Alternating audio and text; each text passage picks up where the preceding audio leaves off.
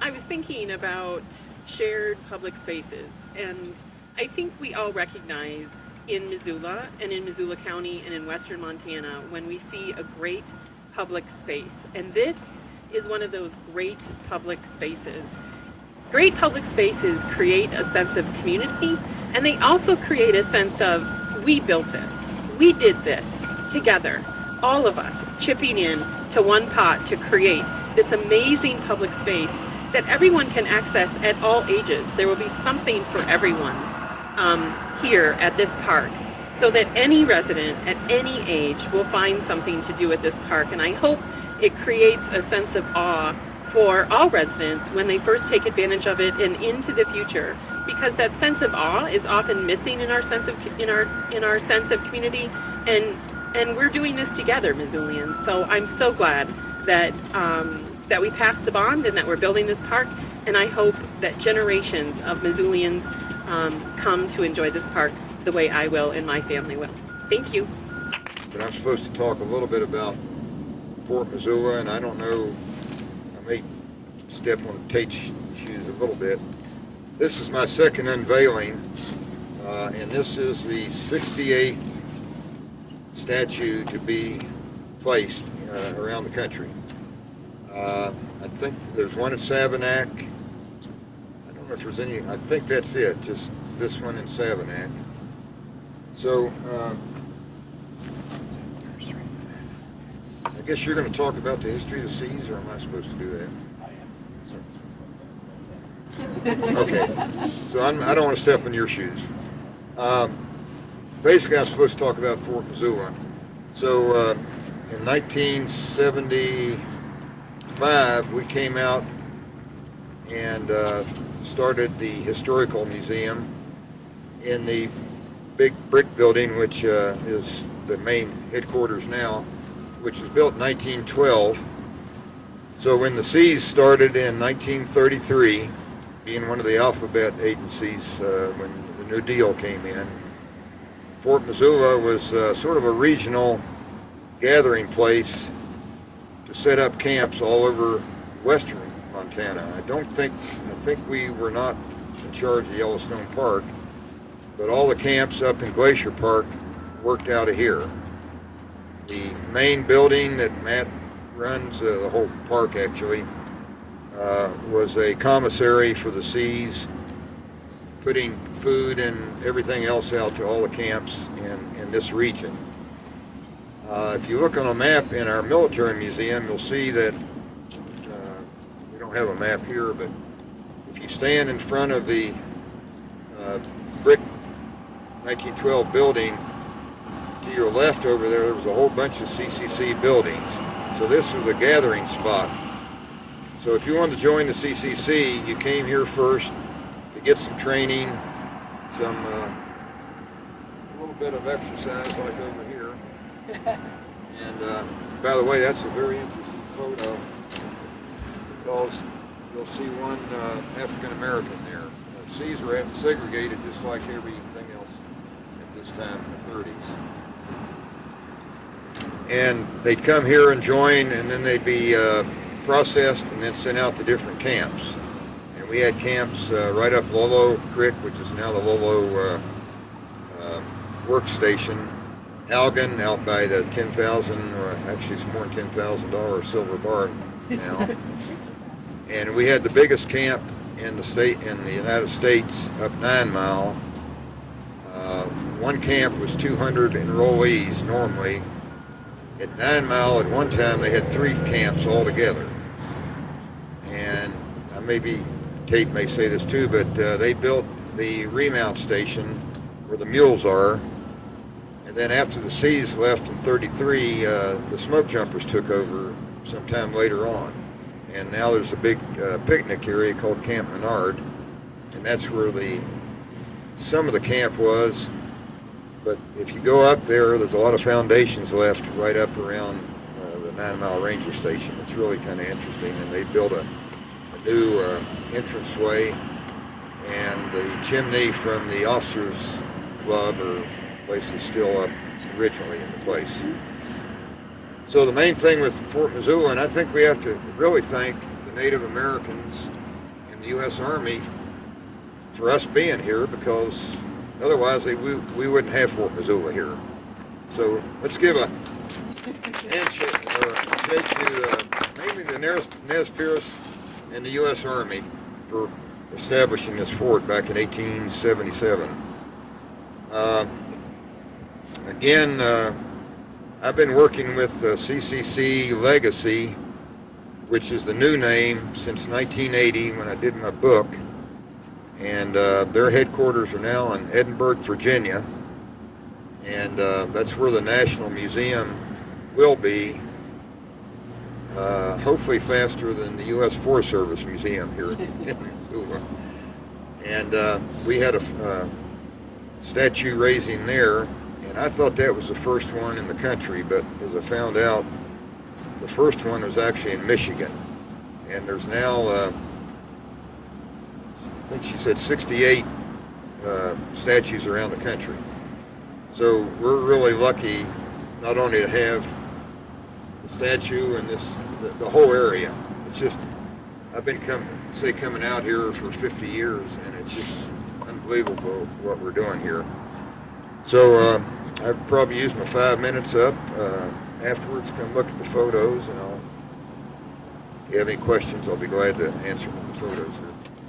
Thank you, Stan. If you can't tell, Stan is a walking history book along with Tate, and I would encourage you after this event is over to learn more and talk to these guys, because they have some fascinating knowledge and history of Fort Missoula. I'm excited to be here today as we move one step closer to the opening of the Fort Missoula Regional Park. The Civilian Conservation Corps led Americans to a greater public awareness and appreciation of the outdoors and the nation's natural resources. In Montana, the CCC revitalized the state park system, completed extensive work at Glacier National Park, planted 5.5 million trees, and more. The Daily Missoulian quoted one CC recruit from Brooklyn, New York back in 1933 of his experience.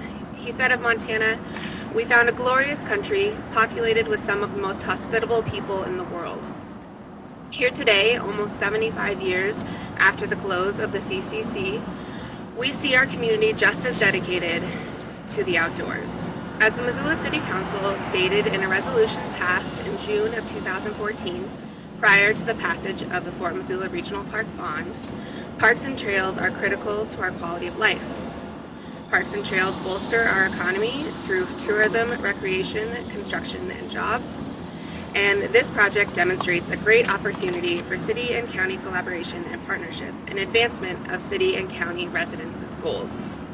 Next spring, when this park opens, I know we will see high levels of use of this park, right in line with the values and the spirit of this monument and the CCC.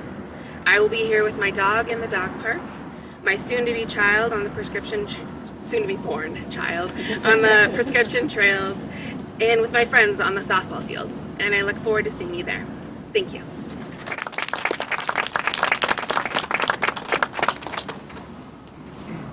Thanks, Michelle. That was great.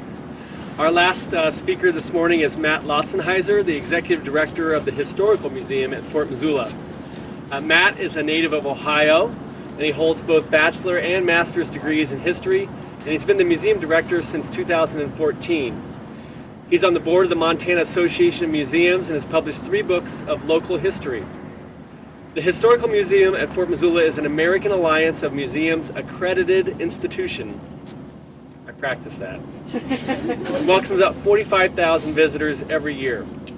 We know park visitors will benefit by having such a quality museum adjacent to the park, and we hope the museum will benefit from the tens of thousands of visitors who will pass through this gate each year. Please welcome Matt.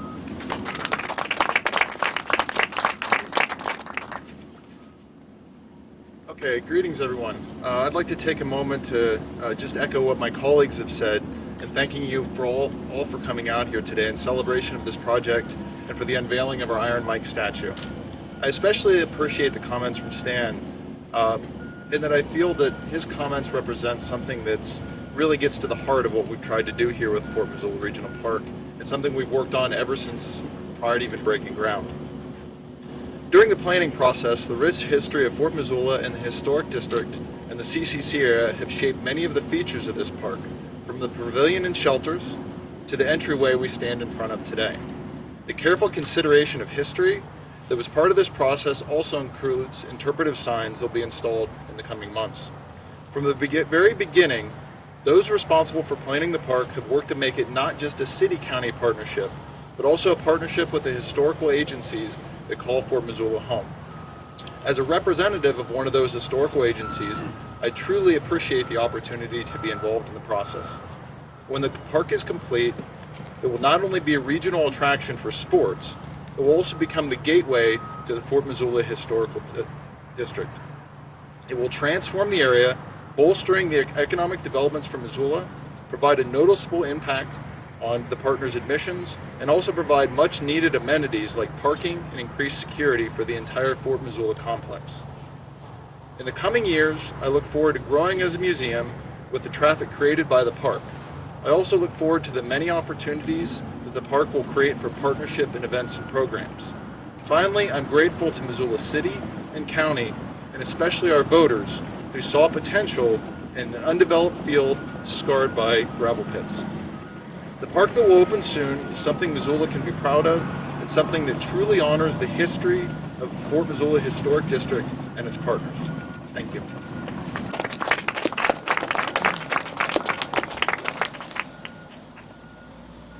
I think we found our next speech right there. Thank you, Matt. That was great. I want to thank you all for your remarks and for being here today. Something Matt said rings true to me, and that is the partnerships that are in this community and the way people work together to make things happen, to make our community a better place to live. And that starts with the voters, so I also want to thank the voters of Missoula County who passed the bond that's making all of this possible. And then finally, I'd like to thank the folks at Starbucks who are providing us with coffee to keep us warm, and ESP Sound for the sound today. With that said, I'd like to remind you that Donna, Lisa, and Neil will be available to answer any of your questions afterwards, and Stan and Tate, I believe, will be up here to also answer any questions you might have.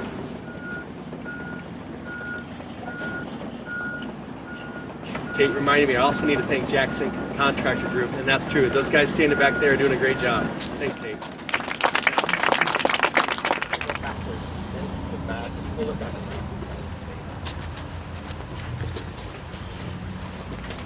One, two, three.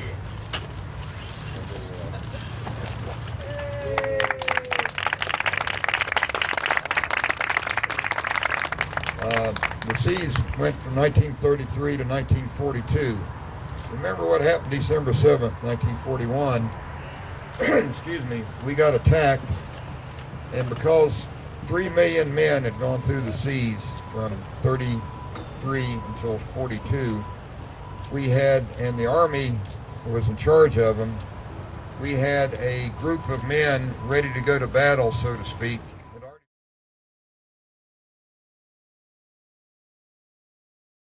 It's a specific turf blend for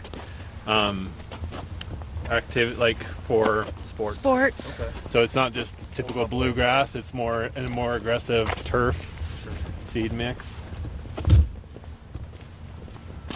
Wow, I didn't know we had a turf farm in Whitehall. Yeah, they actually and the drainage on it.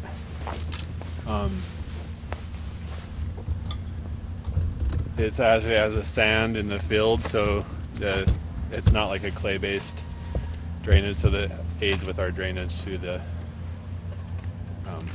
sod.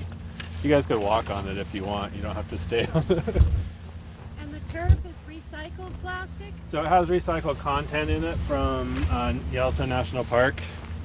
In the fibers, it has infrared reflectors that make the turf 10 to 15 degrees cooler than other artificial turf. And yeah, we have lines on the field now, permanent lines for full-size soccer, 2 adult rec soccer leagues, and then lacrosse. And then we have sleeves in the field for rugby goalposts, so we would paint the lines for rugby if and when they wanted to use it. We just installed these lights that you see are LED lights, so better energy efficiency than the HID, and the cutoff is amazing. So for dark skies and everything, I mean the cutoff, it won't disrupt the neighbors and everything. So it's a pretty neat field. Is there any questions? And Tell them about how it stays ice-free year-round. well, just drainage. It has really good drainage. Even that hailstorm we got that had about a half inch in a couple 20 minutes, the water just drains right through. Underneath the turf, there's about a foot of washed gravel that aids with the drainage, so the water just goes straight through. So once if it falls as snow, and then once the snow melts, it will drain right through, so you won't get the ice that you usually get in the turf.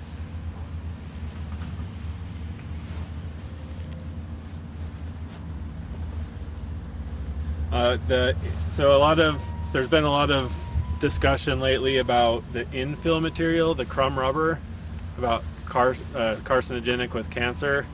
The infill that we use, the turf, the fibers allow for less infill material, and then the infill that we actually use is not from recycled tires, which is the big problem. And the dust and everything associated with it. We used a rubber that's a virgin EPDM rubber. They make drinking containers and everything out of it. Having a virgin material, you are able to determine the source and have to test it instead of a recycled material like rubber or tire rubber that it's not made for this purpose, so you don't know the compounds that are in it. So this is, we tested this through the health department in town, and this was the preferred alternative. How long will this field last before you have to replace it? This material has an 8-year warranty on it. We kind of went with a little more deluxe product, and they have some of these fields in like Boise area that have been installed for 15 years. So with proper maintenance and everything, it should be about a 12 to 15 year lifespan. How much does it cost? I'd have to look at the exact thing just to get everything lumped in together with the infrastructure, and I don't have that right off the top of my head. But What's your favorite part of this field? You can email the you. favorite part Yeah, what's your favorite part? of the artificial turf field, I really like the actual material we chose. It holds you use less infill material, which is the kind of the problem material. We use the shorter pile height for soccer. It's a faster field for soccer. Really desirable for faster play. The infrared reflectors, it's cooler. One of the complaints, when the women's World Cup was going on, they used artificial turf in all their fields, and everyone was complaining about heat. This field will be 10 to 15 degrees cooler than the other fields in town, the other artificial turf fields in town. And yeah, the infill fibers actually hold the fill. So when you watch football games or anything on TV, and you see the ball hit the field and all the black stuff spray up, like you don't really get that with this field. It holds all that stuff in, so you don't get that splashback that you could, watch NFL, watch college, especially with your HD TVs. You just don't get that on this field because it holds it all in. Yeah, little tiny. Yeah, you could pull some out. It's really hard to get out, but that's the. It doesn't come out as easily. Yeah. Yeah, so it's really hard to get out. That's good. Like even when you rub your foot over it doesn't like pop out as much. Right. So it's Yeah, it looks very realistic too. Yeah, has it does. Those little Yeah. yellow things. Yeah, that's the infill, the fiber. So it's a really dense material. Yeah. It also helps the impact attenuation is a Gmax. So that's what prevents people from getting concussions when you're playing soccer or football or whatever. You have a G-max amount. This turf meets the bottom end of the G-max without infill with that fiber. So even so, you have to use less of the rubber to actually help with that cushion, so you get a better feel for sports. So over the course of its life, is it more cost effective than a regular traditional grass field? You'd have to, yeah. I mean, a kind of pro and con, I guess. Sure. This is a larger upfront cost, but that's a larger long-term maintenance cost. So Okay. you'd have to It's kind a lot easier to maintain this, though. of. It is. You still have to maintain it, but it is a lot easier. Okay. You still have to refill the rubber. It does break down eventually and gets displaced, so you have to sweep it. You could see, just because of the construction activity, you could see little fibers. I mean, this is just from the white come from line, wherever. but you have to. We have a sweeper that you pull behind a little maintenance equipment that basically sweeps the field, and all the stuff kind of hydroelectrically attaches, so statically, to the sweeper. And so most of that stuff carries off. You pick up some stuff with the magnets, so if there's any metal, like bobby pins or anything, it'll pick up all the metal stuff. That's cool. And yeah, you still have to do that, and then it stands the fiber back up and then rakes in the infill, because the fiber will lay down without that infill down in there, so it kind of fills in that infill. Awesome. That's great. What kind of I guess seating arrangement are you gonna have? So we'll have bleachers. That's the green little structure over here is a shade shelter. So there will be bleachers under that, and then from about the same distance on this side to that light pole on the other one is a concrete pad. So we'll bring in more bleachers if there's bigger events, or we'll allow people to bring in their own chairs. Where these guys are working over here, there's concrete seat walls. We have room for like food trucks up at the top by the restroom building where that white truck is parked. So people will be able to buy food and eat them on the seat wall or over the bleacher area. And then this side is the team side. So the teams will, like the scorekeeper and the timekeeper, and then the two teams will be on this side. So yeah, there's a pretty big, the same distance that we are standing, this just kind of continues straight on that other side for bleachers. So there should be plenty of room for people to watch. Any other questions? What sports again did you say are going to be Sports. playing here? So you could play, so the lines, the white lines are your primary sport, so that's a full-size soccer. The blue lines are, we call it 7 versus 7 soccer. It's kind of our adult rec league soccer, so we could play 2 fields of that on the field. And a lot of the youth programs, like Ryan said. The yellow lines is lacrosse. It's a universal lacrosse painting. Women's and men's lacrosse have different line widths, but this is a universal one that a lot of, you can imagine, like all the high schools and universities have a hard time painting one lacrosse. So this is kind of where everyone's moving for both men's and women's. And then there's a few other field lines that you'd have to paint within to have the women's lacrosse happen. Why it's so different, I have no idea. But I think it's moving to universal, and this is kind of the adopted universal. And then we play rugby on it too. And yeah, flag football. I mean, you could really have a lot of events. Yeah, ultimate frisbee would probably play out here. They usually use, they usually don't use line markings as much as cones. So, or we could also paint the field. The paint it won't like last forever. Usually they say you could get a tournament out of the paint, like field paint for it. You don't get, it's like not gonna stay like you paint on concrete. The good thing is stuff doesn't really stick to the turf.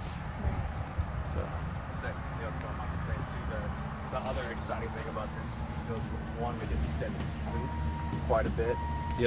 And then also for events, we're planning to have a lot of events at that pavilion over there. And this field can be used for so many different things, whether it's just family fun activities or, you know, we've got our loose part playground set that we bring out to a lot of events, and we can set that up and have a little preschool area. We do sport programs for preschoolers as well with soft equipment that this would be a perfect field for them to be on. So yeah, it's gonna get a lot of different uses. Yeah. So like Ryan said, we could, with the lights and not damaging like natural turf, you could have soccer play out here 12 months out of the year. And we're looking at start dates on that as soon as these guys are finished with some of the construction, about having this youth soccer reserve the field and bring them out here prior to the rest of the park opening, because with the lights and the short days, then we would be able to accommodate them.